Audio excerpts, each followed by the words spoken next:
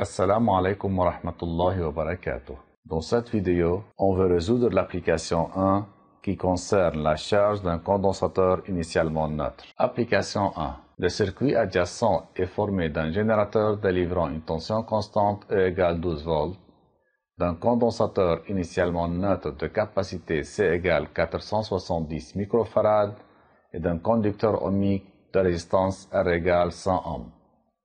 Charge du condensateur. Lorsque l'interrupteur K est fermé, la tension au bornes du condensateur est UC égale UMB et le circuit est parcouru par un courant I. 1. En utilisant la loi d'addition de tension, montrer que l'équation différentielle qui régit la variation de la tension UC en fonction du temps a la forme E sur RC égale UC sur RC plus DUC sur DT. On a UAB égale UAM plus UMB, où UAB est la tension aux bornes du générateur UG, UAM est la tension aux bornes du conducteur ohmique UR, et UMB est la tension aux bornes du condensateur UC.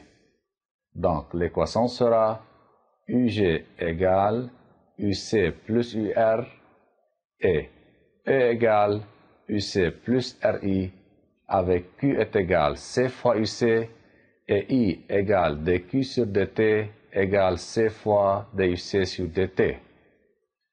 En remplaçant l'expression de I dans l'équation, on obtient E égale UC plus RC fois DUC sur dt. En divisant les deux membres de l'équation par RC, on obtient E sur RC égale UC sur RC plus DUC sur dt, qui est l'équation différentielle qui régit la variation de la tension UC en fonction du temps. 2. La solution de cette équation différentielle est de la forme UC égale A plus B E moins T sur tau, où A, B et tau sont des constantes. Déterminer A, B et tau en fonction de E, R et C et spécifier la signification de tau. Pour déterminer les expressions de A, B et tau, on va suivre deux étapes. Dans la première étape, on utilise des valeurs particulières de UC. Dans la deuxième étape, on remplace l'expression de UC et sa dérivée dans l'équation différentielle.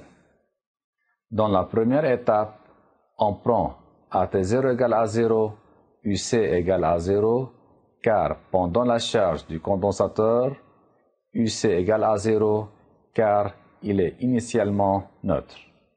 Alors, UC sera égal à plus B E moins 0 sur tau, avec E moins 0 sur tau égale à 1, donc A plus B sera égal à 0 et A égale à moins B. On remplace B par moins A, alors on obtient UC égale A moins A fois E moins T sur tau. Et la dérivée de UC par rapport au temps sera égale A sur tau E moins T sur tau. Substituant UC et DUC dans l'équation différentielle, on obtient E sur RC égale A moins AE moins T sur tau sur RC plus 1 sur tau fois AE moins T sur tau.